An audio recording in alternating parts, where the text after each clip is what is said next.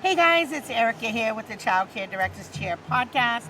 We are here live in beautiful, sunny Florida at the CDA conference. In case you didn't know, you need to catch up because we are in interview number 13, 14. We are going to keep it live all day. I found an educator who is friends with my girl, Coach Ray. Shout out to Coach Ray. She's going to tell us a little bit about why she's here, what she's doing in the field to help support early childhood educators, and how the CDA plays a piece of that. So tell folks a little bit about yourself. Well, hi guys. My name is Nakai Dejan. I'm from New Orleans, Louisiana. I currently own and operate a training and workforce development organization, and then I also do private consulting in the business realm for early childhood providers to help them develop in their leadership and their systems. And so I'm at EELC today doing a presentation on innovative workforce management. We piloted a program to help retrain healthcare workers into early education, and we had some amazing findings from that pilot about how we can create diverse pipelines to get educators into the profession. And then from there, my training and workforce development program, we help to equip educators by helping them to get their CDA, and then we also have a recent registered apprenticeship program. So wrapping around registered apprenticeship to help really solidify them in this profession, and then ultimately move on and grow if that's their choice in their career pathways, to be able to tell them about different options so people don't feel like they have to leave the field. They feel like they can grow and they can develop into this field, whether it's transitioning into being a center director or being an educational coach or a consultant or being in high ed or systems like that to support early education. So in my session, I'm going to talk a lot about ecosystems because we don't live in silos and we have to all learn how to grow and develop together. So I'm really looking forward to it. Yeah, and I love here particularly the diversity that I see.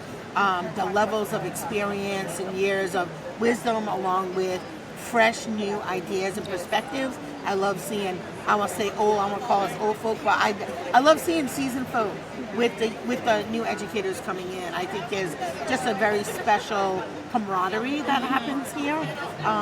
What are you most excited about at the conference? Is there one particular thing you're most excited about? Well, I'm going to piggyback off what you said because last year was actually my first year at this conference. And education, we do conferences. So there are many conferences. This was the first time I came to a conference where I actually felt like that personal touch, that I could connect with people, that I could learn from people. Honestly, we learned about the apprenticeship program and the Workforce Connector at the conference last year, and then 8 months later we had a registered apprenticeship program. So I really love just the connectivity that's here to just sit and talk with people, and just to the point, the innovation and the creativity.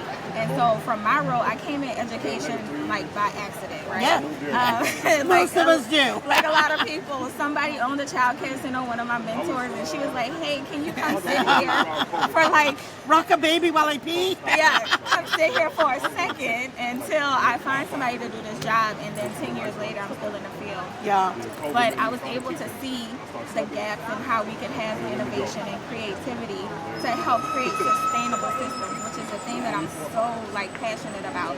Yes, we need training, yes, we need development, we need all those things, but how do we make it cohesive so that we have a profession that grows and thrives? And so I'm just excited about being here and connecting and talking to people. Like I said, for my session, I'm going to talk about the ingredients of having a good pipeline, which are innovation and creativity, and hopefully just spark more conversation that brings us into the ECE of the 21st century. Yeah, I love your message, so very happy to share the mic with you on that. What would your piece of advice be to somebody who's listening, who's considering maybe doing a CDA, but hasn't quite made that commitment yet? That's a great question. So we have trained hundreds of teachers at this point, and the first step is always the hardest. My encouragement would be take the first step. And you will find people, because a lot of times we think we'll do it by ourselves or it'll get overwhelming or it'll be hard. And I'm going to do a spoiler alert. It will be. It will be. But being connected to the right organization and getting connected into community is going to be the thing that helps to carry you through. So we're talking about Coach Ray. That's what is really big about our program. We have coaches and mentors who see you as a person first and an educator second. So how can we fully support you as a person to help you accomplish like your career goals and help And you not to just progress? coaches, good coaches. Good. Coaches who care, coaches who pour into themselves to make sure they can pour into you. Exactly. They show up present. I mean, I've known Coach Ray for over a year, and that girl is present. She's on time. She's always like so connected and so passionate about the work that she's doing. So, because not all programs are created equal, right? Not all coaches are the same. So as we wrap it up, is there anything you'd like to leave the listeners that I didn't ask you? I would like to leave the listeners with just a charge of how are you making it better? Because we have a lot of things, isms, issues, but my charge to you is that a little goes a long way. We had a speaker earlier, Orion, the Times 2021 speaker, and just like how small acts can make a difference.